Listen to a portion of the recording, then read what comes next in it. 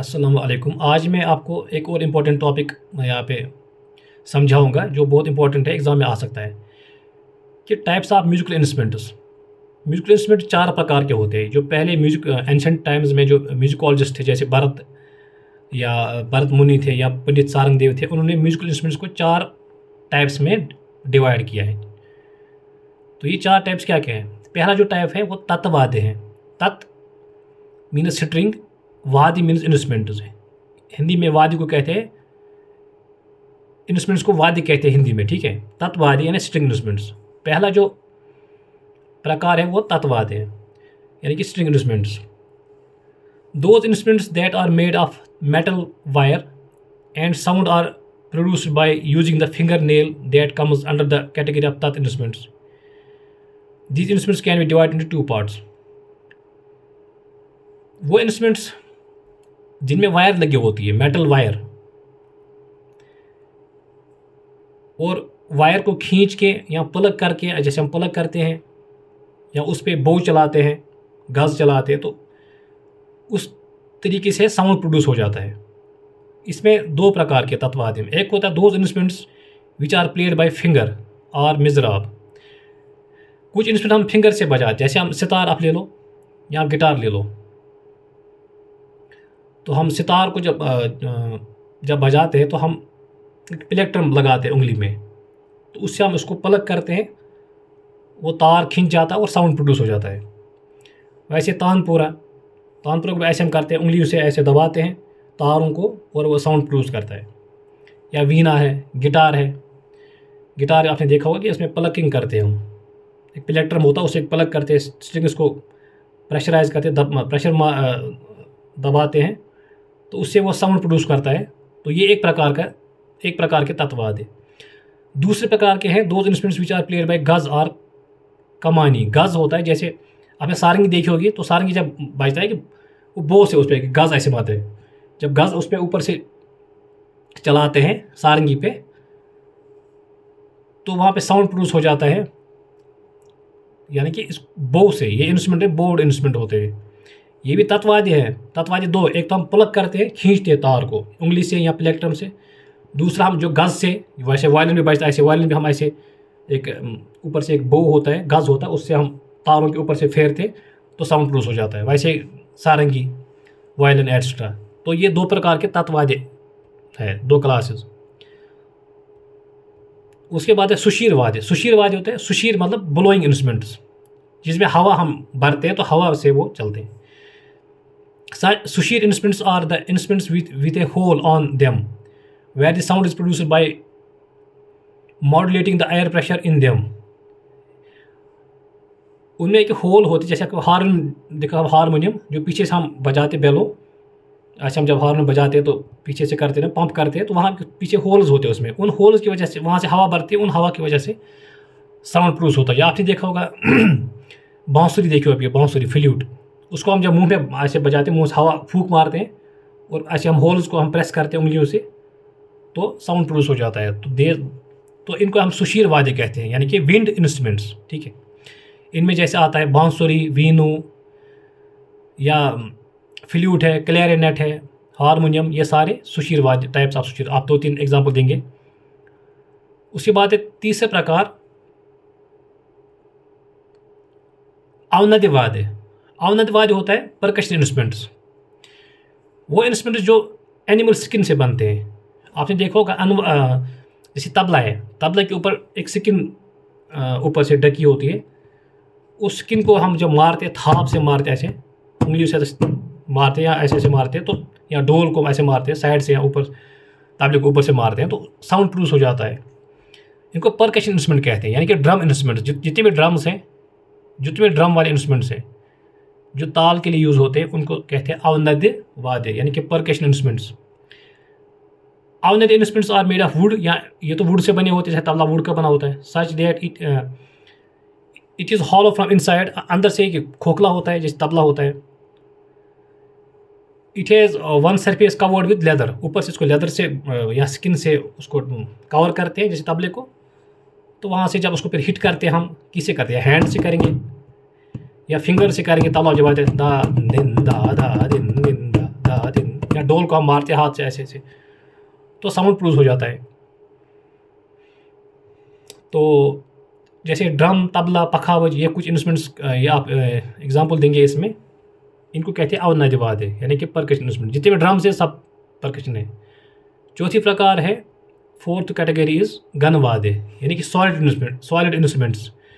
Gun instruments are those instruments that produce sound by striking, just a minute, by striking a piece of metal over another. Few examples of gun instruments are of ancient times are thal, joj, chal. Few modern days gun instruments are manjira, घंटा या जलजीरा। तो कुछ कुछ gun वाद्य होते हैं जो solid instrument होते हैं, सॉलिड बॉडी के बने, जैसे बेल होती है ना, बेल, जब आपने बेल देखो, बेल को बजाते हैं ना, तो उसको जब हम किसी लोहे से मारते हैं या किसी से छड़ी से मारते हैं तो साउंड प्रोड्यूस करता है। या एक इंस्ट्रूमेंट है जल तरंग, कि जल तरंग एक ऐसा इंस्ट्रूमेंट होता है, आप उसको सर्च करना यूट्यूब पे। जल तरंग में क्या होता है कि जैसे प्याले होते हैं ना, प्याले, इन कशिर प्याले जैसा ब्रो, जिनमें नमकीन चाय पीते थे, उनमें पानी भरते हैं, फिर उनको ऊपर से मारते हैं स्ट्रिंग से ऐसे टैं टैं टैं ऐसे करके, वहाँ एक बहुत अच्छा साउंड प्रोड्यूस हो जाता है, उसको कहते हैं जल तरंग। ये काश तरंग, जल तरंग या मंजीरा, या जो हम पैरों में घुंघरू बांधते हैं, ये सारे आते हैं अवनद वाद्य, इसमें घन वाद्य में, इनको घन वाद्य कहते हैं। तो इस प्रकार से 4 टाइप के इंस्ट्रूमेंट्स हैं। तो पहला मैंने बताया, पहला है तत्वाद्य, यानी कि स्ट्रिंग इंस्ट्रूमेंट्स, फिर सुशीर वाद्य यानी कि विंड इंस्ट्रूमेंट्स या ब्लोइंग इंस्ट्रूमेंट्स, फिर अवनद वाद्य यानी परकशन इंस्ट्रूमेंट्स यानी ड्रम्स, उसके बाद गन वाद्य यानी सॉलिड इंस्ट्रूमेंट्स। ठीक है, ये क्वेश्चन बहुत इंपॉर्टेंट है, इसको आप आराम से पढ़ेंगे, ये एग्जाम में आ सकता है। तो उसके बाद साउंड क्या है और उसकी साउंड की कैरेक्टरिस्टिक्स क्या है, ये क्वेश्चन भी इंपॉर्टेंट है, ये भी आ सकता है एग्जाम में। तो ये मैं आपको समझाता हूँ थोड़ा सा साउंड और इसकी प्रॉपर्टीज़ क्या है, ये इंपॉर्टेंट क्वेश्चन है। तो मैं आपको just a minute, sound is a form of vibrating energy that travels through a medium in the form of waves. Sound क्या होते हैं कि एक एनर्जी है, जिसे फॉर्म ऑफ वाइब्रेटिंग एनर्जी, जो एक मीडियम से पास होते हैं। फॉर एग्जांपल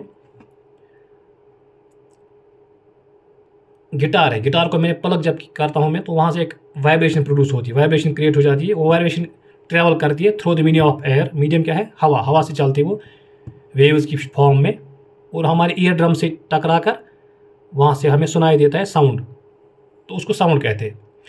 अब साउंड में 2 किस्म है, एक साउंड है इरिटेटिंग साउंड, जैसे नॉइज़, उसको नॉइज़ कहते हैं। अगर मैं अचानक से कोई स्टील का बर्तन गिराऊंगा, उससे जो आवाज़ आएगी ना, एकदम से कान इंसान बंद करेगा, उसको, वो नॉइज़ है।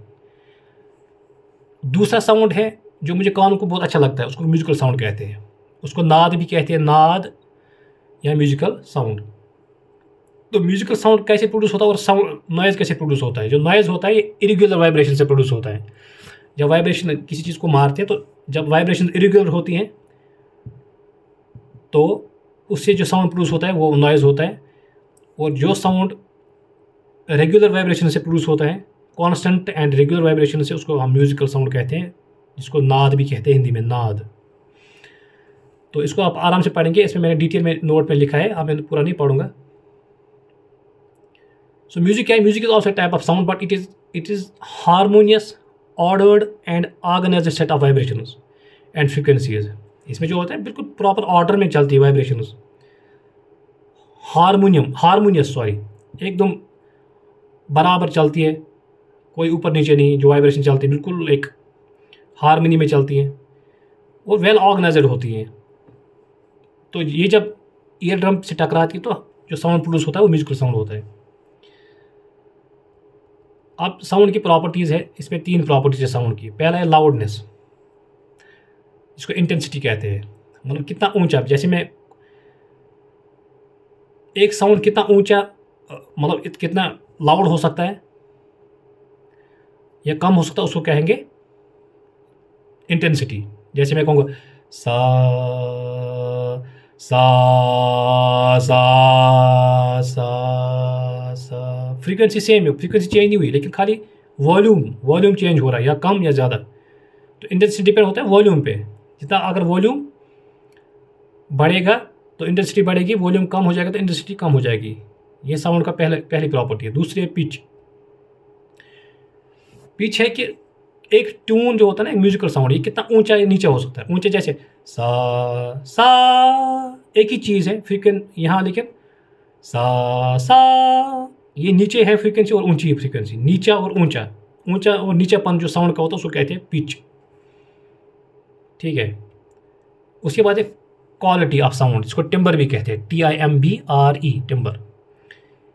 ये होता है कि दो साउंड्स को ये डिफ्रेंशिएट करता है। फॉर एग्जांपल, अगर गिटार का साउंड अलग है,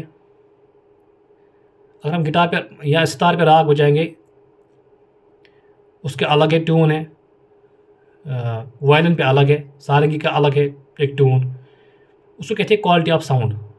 अगर हम एक बंद कमरे में बैठेंगे, फिर दूसरे कमरे में कोई सितार बजेगा या तानपुरा बजेगा, तो हम आराम से पहचानेंगे कि ये तानपुरा बज रहा है कि तबला बज रहा है, क्या इसलिए डिफ्रेंशिएट करते हैं। उसको कहते हैं क्वालिटी ऑफ साउंड।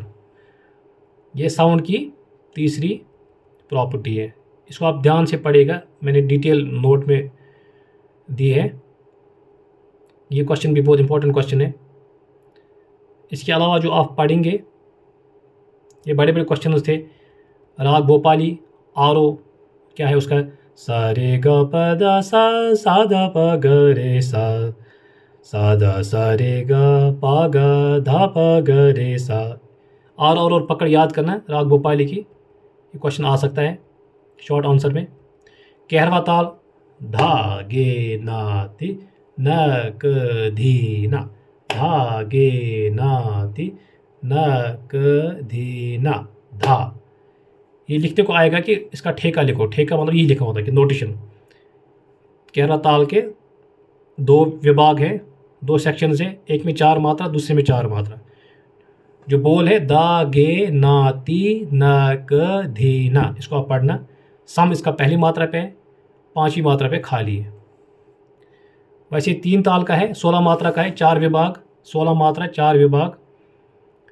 सम पहली मात्रा पे है, ताली इसमें 3 है, एक पहली पे है, 5वीं पे और 13वीं पे ताली है, खाली 9वीं मात्रा पे है। इसको आप लिख लो, लिखने के लिए आएगा, इसको लिखोगे आप।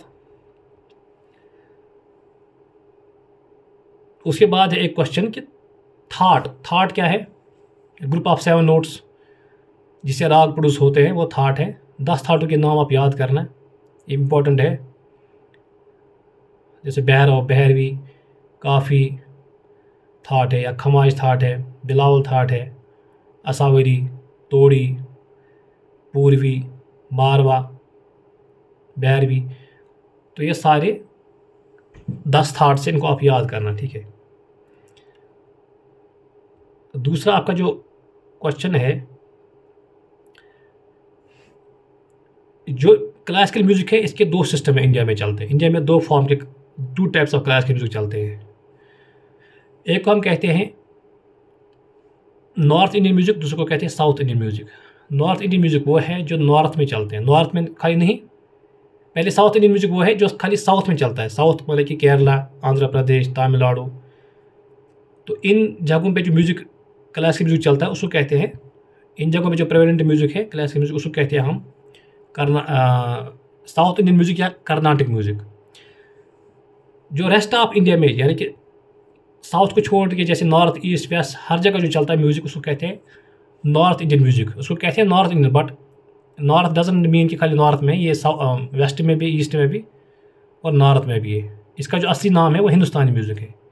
जो हम पढ़ते हैं कॉलेज में, आपकी जो हम जो सिखाते हैं आपको, हिंदुस्तानी म्यूज़िक है, हिंदुस्तानी क्लासिकल म्यूज़िक।